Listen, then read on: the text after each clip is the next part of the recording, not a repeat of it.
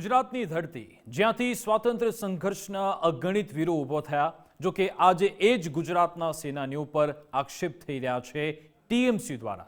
જી હા, શું તૃણમૂલ કોંગ્રેસનું રાજકારણ એટલું નીચે આવી ગયું કે દેશભક્તોને પણ નથી છોડાતા? ગુજરાત એ માત્ર એક રાજ્ય નથી, પરંતુ રાષ્ટ્રવાદની પ્રેરણા છે. અહીંયાથી ઊભા થયેલા મહાત્મા ગાંધી, કસ્તુરબા ગાંધી, સરદાર વલ્લભભાઈ પટેલ, ઇન્દુલાલ યાજ્ઞિક, મોરારજી દેસાઈ જેવા મહાનુભાવોએ દેશ માટે બધું જ અર્પણ કર્યું. હજાર લોકોએ પોતાના બલિદાન આપી ભારતને આઝાદ કરાવ્યું. ભારતના ઉજ્જવળ ભવિષ્યના સપના સાકાર કરવા કરોડો લોકોના દિલોમાં આશાની જ્યોતિ જલાવી. પરંતુ ભારતના આઝાદ સ્વાતંત્ર્ય સેનાનીઓને ભાષા અને પ્રદેશને ધ્યાનમાં રાખી સરખાવવા તે તમામ સ્વતંત્ર સેનાનીઓનું અપમાન છે. મહુવા મોઇત્રાએ સ્વતંત્ર સેનાઓને લઈ જે નિવેદન આપ્યું છે તે શરમજનક છે. પરંતુ તેમ છતાં વાત જ્યારે ગુજરાતની કરીએ ત્યારે તમને જણાવી દઈએ કે ગુજરાતના હજારો સ્વાતંત્ર્ય સેનાનીઓએ ભારતને આઝાદ કરાવવામાં મહત્વનો ફાળો ભજવ્યો છે. માત્ર સરકારી આંકડા પર જ નજર કરીએ તો ગુજરાતમાંથી 3500થી વધુ સ્વાતંત્ર્ય સેનાનીઓએ અલગ અલગ ચળવળમાં ભાગ લીધો. પરંતુ મહુવા મોઇત્રા જેવા નેતાઓ પોતાની રાજનીતિના રોટલા શેકવા સ્વાતંત્ર્ય સેનાનીઓના અપમાન કરવામાં લજ્જા નથી અનુભવતા. રાજનીતિક સ્વાર્થને પ્રાપ્ત કરવા સ્વતંત્ર સેનાનીઓને ગરિમાને ઠેસ પહોંચાડવાની આ કરતૂત દેશપ્રેમી જનતા ક્યારે પણ નહીં સ્વીકારે.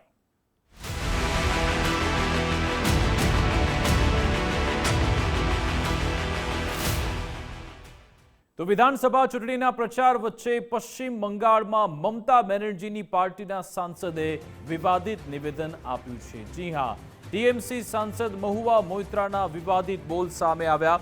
સાંસદ મહુવા મોઇત્રાએ આઝાદીની લડાઈ મુદ્દે ગુજરાતીઓનું અપમાન કરતું નિવેદન આપ્યું. મહુવા મોઇત્રાએ સ્વાતંત્ર્ય સંગ્રામમાં અમે નેતૃત્વ કર્યું, ગુજરાતી કોણ હતા એ સવાલ પૂછ્યો.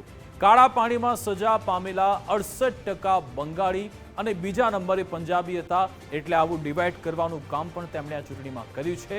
મહુવાના નિવેદન સામે સોશિયલ મીડિયામાં લોકોએ બારોબાર રોષ ઠાલવ્યો અને ખરી ખોટી સંભળાવી હતી. This is something Bengalis will never forgive you for. Never. Last 6 Bengalis are a very proud race. We led the war on independence against the British. Who were the Gujaratis? When you go to Kalapani, who do you see? 68% of the names of the people who were killed in who were incarcerated in Kalapani were Bengalis, followed by Punjabis. Can you name me one Gujarati who was there? Apart from your big hero, Veer Savarkar, who only wanted to sit and write apology letters. Please let us know. તો આજ અંગે વાતચીત કરીશું. આપણી સાથે ભાજપ નેતા doctor Anil Patel જોડાઈ ગયા છે. અનિલજી, ગુજરાત ફર્સ્ટમાં આપનું સ્વાગત છે. આમ તો એ નિવેદન આપી રહ્યા હતા કે અંગ્રેજો સામે કોણે લડાઈ લડી, પણ એ જ વાત કરતા કરતા મેં જે એનાલિસિસ કર્યું એ ભલે વાત કરી રહ્યા છે કે અંગ્રેજો સામે કોણ લડ્યું, એ પોતાની બડાઈ હાંકવાની વચ્ચે અંગ્રેજોનું જેમનું સૂત્ર હતું કે ભાગલા પાડો ને રાજ કરો, આ ભાગલા પાડવાની વાત તો કરી રહ્યા છે. ગુજરાતી કોણ, પંજાબી કોણ, બંગાળી કોણ, એ જ એમની માનસિકતામાં આપણે દેખાઈ રહ્યું છે. નહીં વિકાસ, ચોક્કસ જે રીતે ટીએમસી સાંસદ મહુવા મોઇત્રાએ નિવેદન આપ્યું છે, મને લાગે છે કે આ વિવેકહીન સ્ટેટમેન્ટ છે અને કોઈ પણ પ્રકારના તથ્ય વિનાનું એકદમ હલકી કક્ષાનું સ્ટેટમેન્ટ છે. અને કેવો વિચિત્ર વિચાર!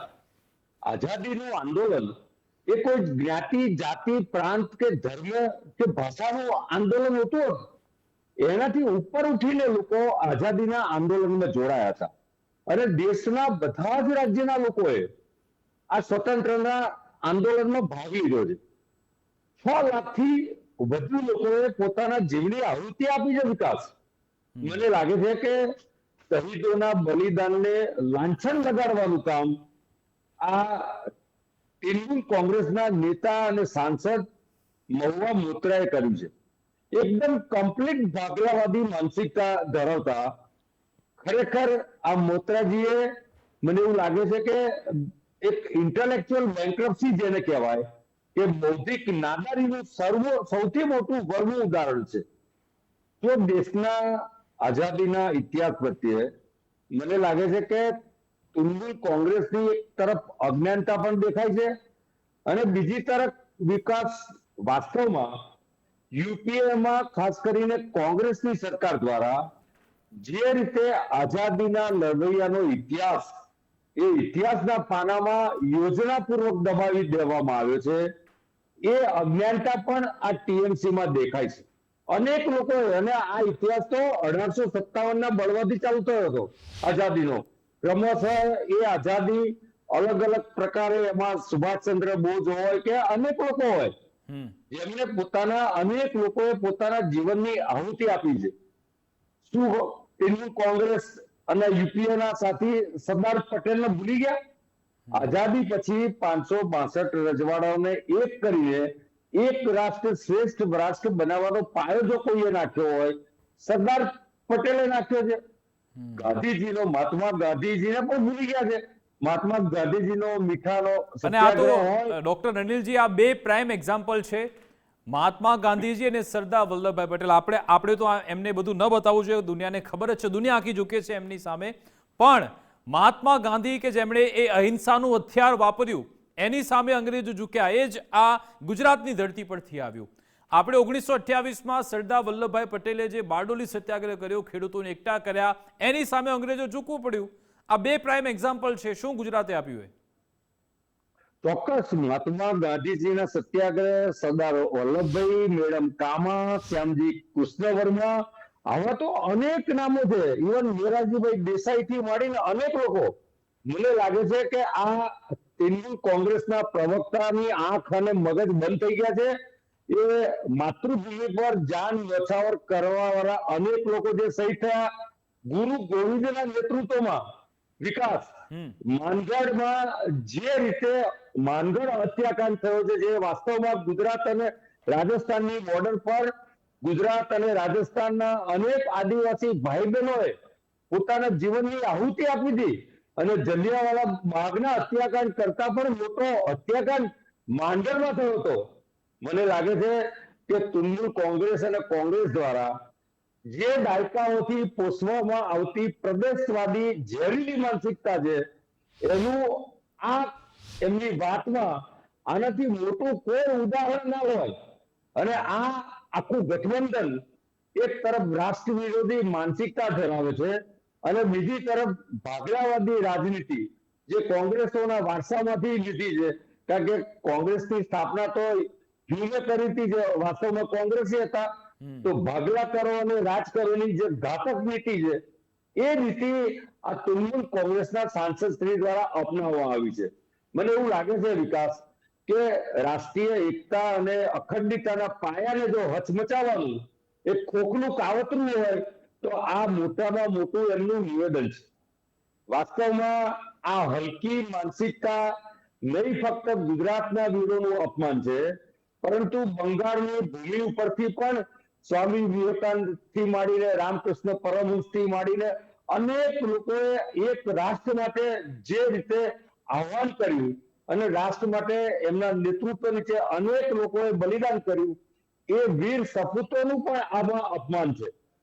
જો વિકાસ આમાં જે રીતે મહુવા મોઇત્રાનો જે ઇતિહાસ છે, એ સંસદમાં પૈસા લઈને પ્રશ્નો પૂછતા હતા, આ ઇતિહાસકારી મહુવાજી મને લાગે છે કે આ દેશના ભાગલા પડાવવા અને ભાગલાવાદી આ ષડયંત્ર રચવા માટે શું કોઈની પાસેથી પૈસા લઈને આ પ્રકારનું સ્ટેટમેન્ટ કર્યું છે?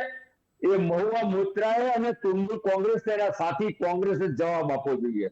અને આપણે તો જાણીએ છીએ કે ગુજરાતમાં વિકાસ, કદાચ આપને પણ ધ્યાનમાં હશે કે ખેડાના શંકરલાલ ધોબીએ 14 વર્ષની ઉંમરે કદાચ યુવા પગ પર મૂક્યો નતો, એ ઉંમરે પોતે આઝાદી માટે બલિદાન આપ્યું હતું.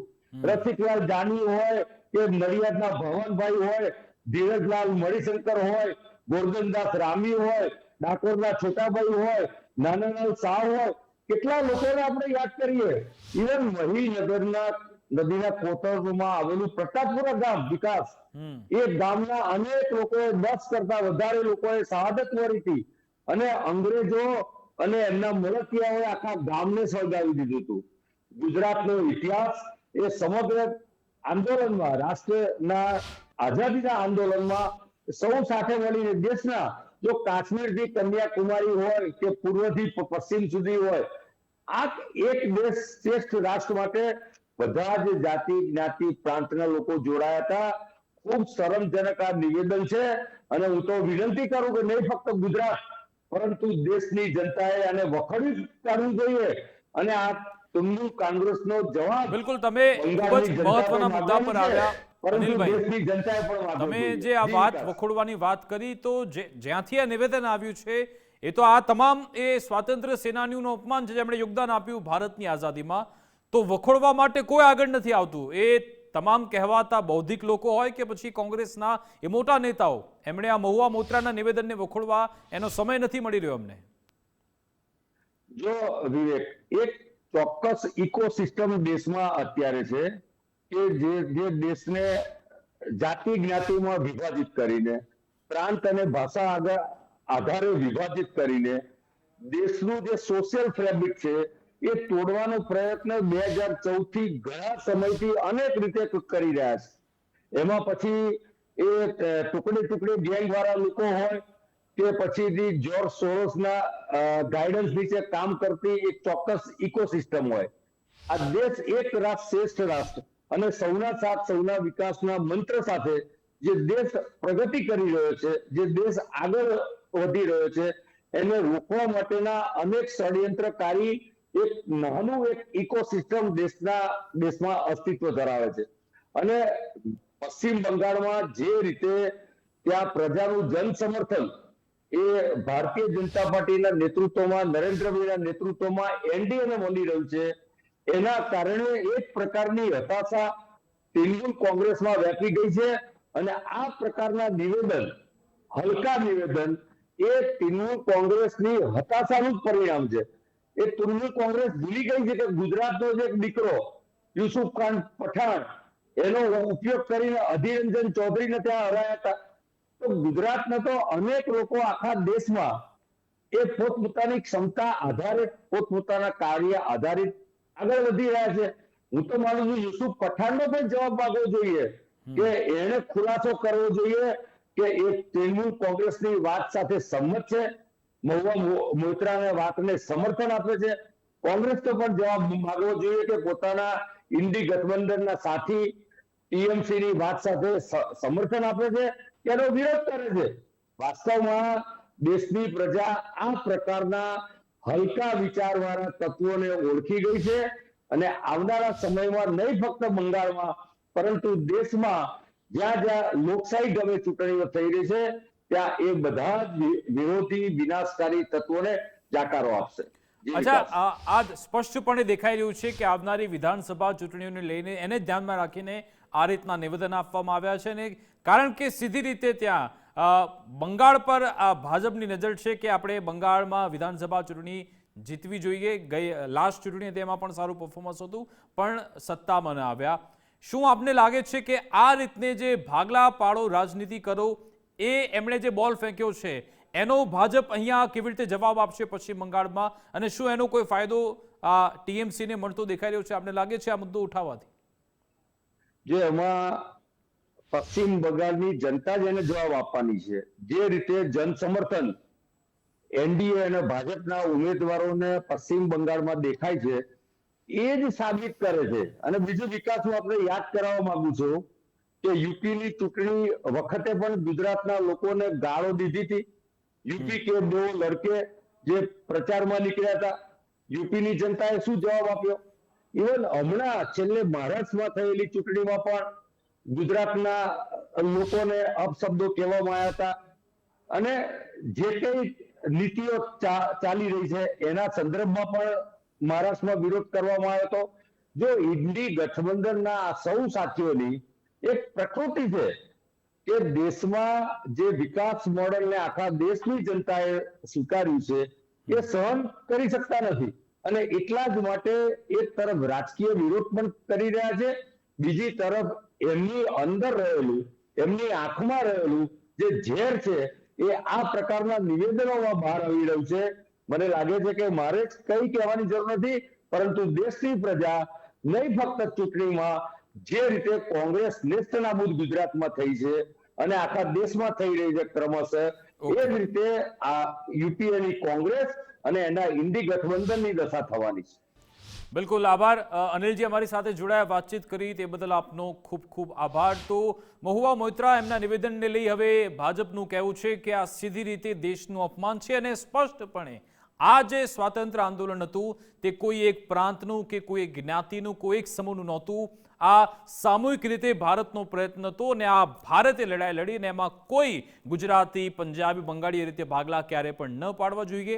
આશા રાખીએ કે આ રીતના નિવેદન ચૂંટણી જીતવા માટે આપવામાં આવે ને માફી પણ માંગવામાં આવે ને સાથે સાથે જેટલા પણ નિવેદન આ રીતના આપવામાં આવે છે એની સામે પડતાલ પડવી જ જોઈએ, વિરોધ થવો જોઈએ. સાથે સાથે આવનારા દિવસોમાં આવા નિવેદન ન આપવામાં આવે એ રીતની પણ વ્યવસ્થા થવી જોઈએ. આ જ અંગે આગળ પણ વાતચીત કરતા રહીશું. હાલ અમારી રજૂઆત અંતર્ગત બસ આટલું જ. આપ જોતા રહો ગુજરાત ફર્સ્ટ ન્યૂઝ. નમસ્કાર.